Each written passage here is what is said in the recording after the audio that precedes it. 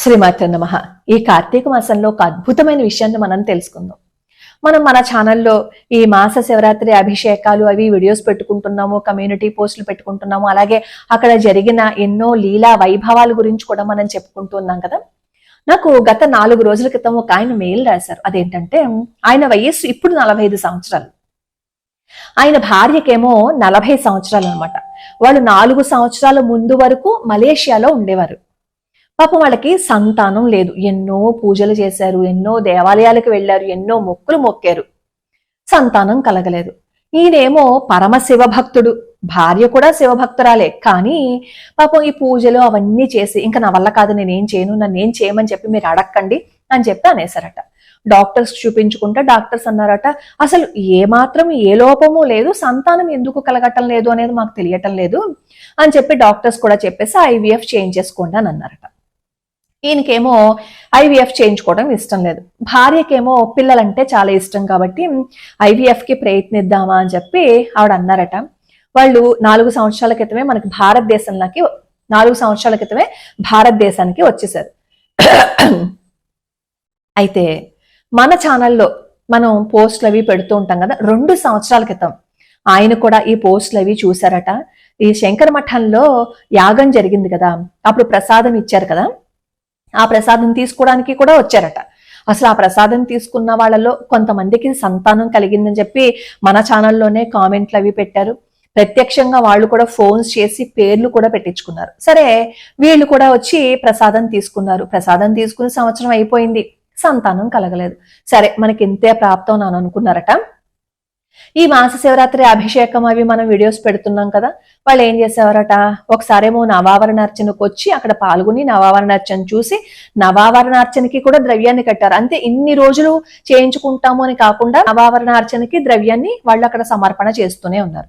నవావరణార్చనకి online లో తీసుకోరు, అక్కడికి వెళ్ళాలన్నమాట. కనీసం ఒక్కసారైనా సరే అక్కడికి వెళ్ళి మాత్రమే ద్రవ్య సమర్పణ చేసుకోవాలి తప్ప ఆన్లైన్ లో కడతామంటే ఒప్పుకోరు. ఎందుకంటే ఒకసారైనా అమ్మవారిని చూడాలి అని. సరే, మాస శివరాత్రికి ఏమో అభిషేకం చేయడానికి గోత్రనామాలు అవి తీసుకుంటాం కదా. అలాగే ఈయన ఏం చేశారు అంటే మాస శివరాత్రి కూడా ఒకసారి వెళ్ళి స్వామివారిని దర్శించుకున్నారు. మాస శివరాత్రికి కూడా ద్రవ్యాన్ని సమర్పణ చేస్తూ వచ్చారు తప్పటి నుంచి. వాళ్ళ ఆవిడంతట, మీ పిచ్చిగాని ఇన్ని ప్రయత్నాలు చేసి వచ్చాం మనము, ఇక్కడ కూడా ఎన్నో దేవాలయాలు తిరిగాము, మీరు ఆన్లైన్లోనేమో అభిషేకానికి కడుతున్నారు, అసలు ఏమైనా ఉపయోగం ఉంటుందా? ఏం ఉపయోగం లేదు, కట్టకండి అందట. ఆయన ఒకటే మాట చెప్పారట, ఉపయోగం ఉందా లేదా అనేది పక్కన పెట్టే, మన అకౌంట్ నుంచి ద్రవ్యం వెళ్తే అది ఖచ్చితంగా ఫలితం ఉంటుందని హేమగారు చాలా వీడియోస్ లో చెప్పారు. నాకెందుకో ఆవిడ మాట వినాలని అనిపిస్తోంది, కాబట్టి నేను కట్టాలని నిర్ణయించుకున్నాను, కడతాను.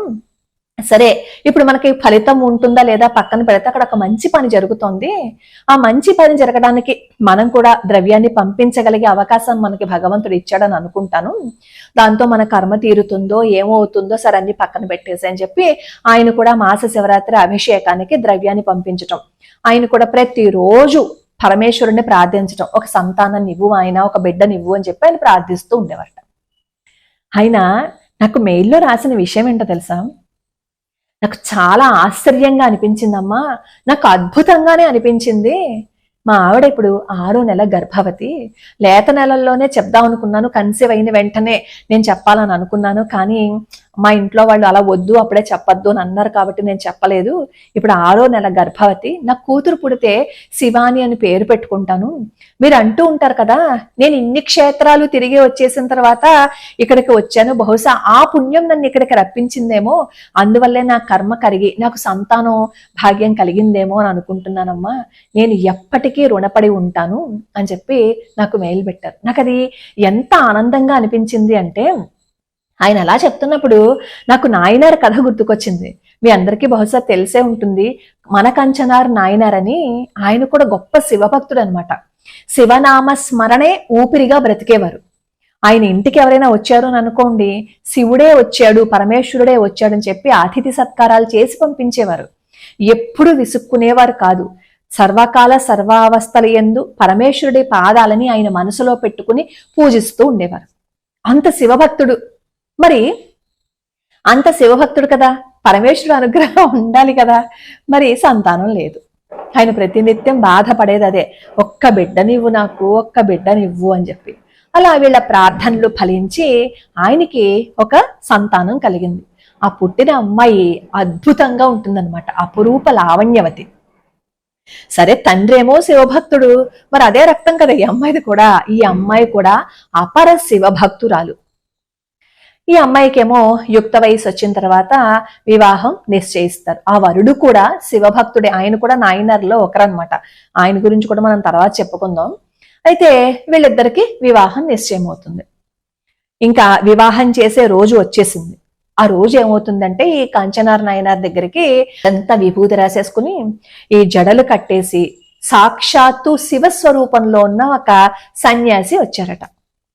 అసలు ఆయన ఇంటికి ఎవరైనా వస్తే అతిథి సత్కారాలు చేయకుండా బయటికి పంపించరు. అలాంటిది తన కూతురు వివాహం జరుగుతున్న రోజు సాక్షాత్తు శివుడిలాగే ఉన్న ఆ రూపంలోనే ఉన్న ఆయన్ని చూసి లోపలికి పిలిపించి కూర్చోపెట్టి అన్ని సత్కారాలు చేసి ఆయన ఎంతో మైమర్చిపోతూ ఉంటే ఈ కాంచనార్ నాయనార్ కూతురు వస్తుందన్నమాట అక్కడికి. ఆ కూతురికి పెద్ద జుట్టు, నల్లగా 9 రెక్కలు అంటారు చూసారా, అలా ఉంటుంది. అసలే అపురూప సౌందర్యవతి. ఆ జుట్టు చూసి పరమేశ్వరుడు మురిసిపోయి, అబ్బా నీ కూతురు జుట్టు ఎంత అందంగా ఉంది, ఆ జుట్టుతోటి పంచవటి నిర్మించుకుంటాను, ఆ జుట్టు ఇస్తావా అని చెప్పి అడుగుతాడు. ఎప్పుడు ఎవరు ఏది అడిగినా సరే కాదనరు అనమాట ఈ నాయనారు. పెళ్లి జరుగుతోంది, ఈయనొచ్చి ఆ జుట్టు కావాలి అని అన్నారు. ఆయన అడిగిందే పరమేశ్వరుడు ఆజ్ఞగా భావించి కూతుర్ని రమ్మని చెప్పి ఆ జుట్టు కట్ చేసేసారు. ఆ జుట్టు కత్తిరిస్తున్నప్పుడు ఈ నాయనార్ భార్య కూడా, అదేంటండి పిచ్చి వేషాలు వేస్తున్నారేంటి, కూతురు పెళ్లి కదా ఇవ్వకండి అనలా. ఆయన్ని వెనక్కి లాగలా. ఆయన అడిగారు, పరమేశ్వరుడు వచ్చాడు, పరమేశ్వరుడు రూపంలో ఆయన ఎవరో వచ్చారు, అడిగారు, అంతే అని చెప్పి జుట్టు కట్ చేసేసారు. అప్పుడు ఆయన మనసులో, అయ్యో నా కూతురు పెళ్లి కదా ఈ రోజు జుట్టు అడిగారేంటి, అది అశుభం కదా, ఆయన శుభమాని పెళ్లి చేసుకుంటే నా కూతురు జుట్టు నేనెలా ఇస్తాను, నేను ఎందుకు ఇవ్వాలి, ఇలా ఇవ్వచ్చా ఇవ్వకూడదా, ఈ ప్రశ్నలు ఏమి అనుమానాలు ఏమీ మనసులో లేవు. వచ్చింది శివస్వరూపం అనుకున్నారు. ఆయన అడిగింది ఆజ్ఞగా భావించారు, వెంటనే ఇచ్చేశారు. ఈ జుట్టు తీసుకుని అదృశ్యం అయిపోయారు ఆయన. ఈ లోపు ఈ వరుడు వాళ్ళందరూ వచ్చారు. ఆ పెళ్లి కూతుర్ని చూశారు, జుట్టు లేదు, అందవిహీనంగా ఉంది, పెళ్లి చేసుకోవడానికి సంశయించారన్నమాట. అప్పుడు పరమేశ్వరుడు అమ్మవారితో ప్రత్యక్షమై మళ్ళీ ఆ అమ్మాయి జుట్టు ఆ అమ్మాయికి ఇచ్చేశారు. అప్పుడు ఈ అల్లుడు కూడా చాలా సంతోషించాడనమాట. నాకు మీ వల్ల పరమేశ్వరుని దర్శించుకునే అవకాశం వచ్చింది, ఇంత శివభక్తి ఉన్న ఆయన కూతురు నాకు అర్ధాంగిగా వస్తుంది అని. ఆయన కూడా శివభక్తుడే, అల్లుడు కూడా. ఇలాంటి తపన ఉంటే పరమేశ్వరుడు మనకి అనుగ్రహాన్ని చూపిస్తాడు. భక్తి ఒకటి ఉంటే సరిపోదు, చర్య కూడా ఉండాలి. అంటే ఇప్పుడు ఎవరు ఏది అడిగితే అది ఇచ్చేయాలా అండి అంటారేమో, ఎవరు ఏది అడిగితే అది ఇచ్చేయమని నేను చెప్పటం లేదు. ఈ నాయనారు లాంటి తపన మనకి కూడా ఉండాలి. ఆయన పొద్దున్నే లేచి శివనామస్మరణ చేస్తూ అతిథి సత్కారాలు చేస్తూ ఎప్పుడూ ధర్మాన్ని తప్పకుండా సత్యాన్ని పట్టుకుని ఉన్నారు కాబట్టే ఆయన నిర్ణయం చేసుకున్నారు ఖచ్చితంగా పరమేశ్వరుడు వచ్చి ఉంటారు అని. అందుకే ఆయన అడిగింది ఇచ్చేశారు. ఇప్పుడు మన ఇంట్లోంచి డబ్బులును ఇవన్నీ దోచిపెట్టామని నేను చెప్పటం లేదు. కాకపోతే భక్తి ఉంది, భక్తి ఉంది, ప్రేమ ఉంది అంటాం చూసారా, ఈ భక్తి ప్రేమ ఒకటే కాదు, దానికి తగ్గ మన చర్య కూడా కనిపించాలి. అక్కడ మనకి స్థితి స్తోమత ఉన్నప్పుడు మనం అక్కడ సమర్పణ చేసుకోవాలి. అక్కడ ఆయన సమర్పణ చేసేస్తూ ఉండేవారు. కూతురు జుట్టు సమర్పించేశారు అంటే అసలు ఆయన ఇంకేమైనా ఆలోచించాలా? అయ్యో నా కూతురు పెళ్ళేమైపోతుంది, జుట్టిచ్చేస్తే ఎలాగా, ఇవేమీ ఆలోచించలేదు. ఆ వెనకాల ఉన్న వాళ్ళు కూడా వెనకాలకి లాగలా, ఏంట్రా పిచ్చోడా అలా ఇచ్చేస్తున్నావు, నువ్వు ఇవ్వకు, బుద్ధి ఉందా లేదా, ఎవడో వచ్చి అడిగితే నువ్వు అలా ఇచ్చేస్తావా అని చెప్పి అనలేదు వాళ్ళు కూడా.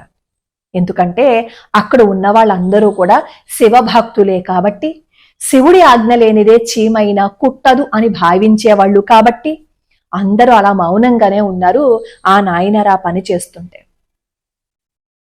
మీరు ఒకసారి గూగుల్ చేయండి, అవన్నీ వస్తాయి. మనకి సమర్పణ చేసే అవకాశము అదృష్టము రావాలి.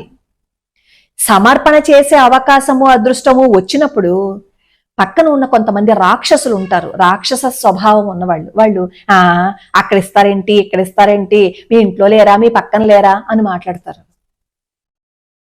నాకు ఈరోజు ఎవరో కామెంట్ పెట్టారు, ఇలా ఆన్లైన్లో కడితే ఫలితం ఉంటుందా అండి అని. నువ్వు నీ అకౌంట్ నుంచి డబ్బులు పంపిస్తున్నావు కదా. ఇదివరకు రైల్వే స్టేషన్కి వెళ్ళి టికెట్ కొనుక్కొని వచ్చిన వాళ్ళం. అసలు ఈ ఉదాహరణ కూడా నాకు ఆయనే చెప్పారు. ఇందాక మొదట చెప్పని చూసారా మీకు, ఆయనే అన్నారు, వాళ్ళ ఆవిడకి చెప్పారట ఆ ఉదాహరణ. ఆ మెయిల్లో కూడా రాశారనమాట. నాకు భలే అనిపించింది, భలే చెప్పారు కదా, నేను ఇంతవరకు ఇలా ఆలోచించలేకపోయాను అని అనుకున్నాను. ఇప్పుడు ఆన్లైన్లో మనకి టికెట్ రావాలంటే ఆన్లైన్లోనే కదా టికెట్ కొనుక్కుంటున్నాము. కొనుక్కుంటే ఆ టికెట్ మన ఖాతాలోనే పడుతుంది కదా, పక్కవాడి ఖాతాలో పడటం లేదు కదా. నీ వివరాలన్నీ ఇచ్చి పంపిస్తున్నావు, టికెట్ నీకు వచ్చేసింది అంటే నువ్వు ఇచ్చిన ద్రవ్యం వల్ల నీ అకౌంట్లో నీకు టికెట్ వచ్చి పడింది. ఇలాగే నువ్వు నీ అకౌంట్ నుంచి నువ్వు నీవేదైనా ద్రవ్యాన్ని పంపించావంటే పుణ్యం వచ్చి నీ ఖాతాలో పడుతుంది అని ఆయన చెప్పారట. నేను ఇప్పుడు ఆయన చెప్పిందే నేను మీకు కూడా చెప్తున్నాను. బహుశా ఈ వీడియో ఆయన చూస్తే నవ్వుకుని ఉండొచ్చు, ఎందుకంటే నేను చెప్పింది ఎవడు కాపీ కొట్టేసి వీడియోలో చెప్పేసింది అని అనుకుంటారు. ఆ దంపతులకి చక్కటి బిడ్డ పుట్టాలని, ఆయన అనుకున్నట్లుగానే ఆ బిడ్డకి శివాని అనే పేరు పెట్టాలని, చక్కగా తల్లిదండ్రులు ఆ సంతానాన్ని తీసుకుని శంకర మఠానికి వచ్చి అమ్మవారి ఆశీస్సులు తీసుకోవాలని నేను మనస్ఫూర్తిగా కోరుకుంటున్నాను. ఒక్కటే గుర్తుపెట్టుకోండి, మనం మనుషులను నమ్మితే మోసపోతాం, మనుషుల మాట నమ్మితే దారి తప్పేస్తాం. భగవంతుడిని నమ్మిన వాడు ఎప్పటికీ చెడిపోడు, తెలుసా, ఎప్పటికీ చెడిపోడు. అండర్లైన్ అన్నమాట అది. భగవంతుడి పాదాలు పట్టుకుంటే నువ్వు చెడిపోవు, అది నమ్మితే అప్పుడు నీ జీవితం బాగుపడటం మొదలు పెడుతుంది. లోకా సమస్తా సుఖినో భవంతు, సర్వే జనా సుఖినో భవంతు.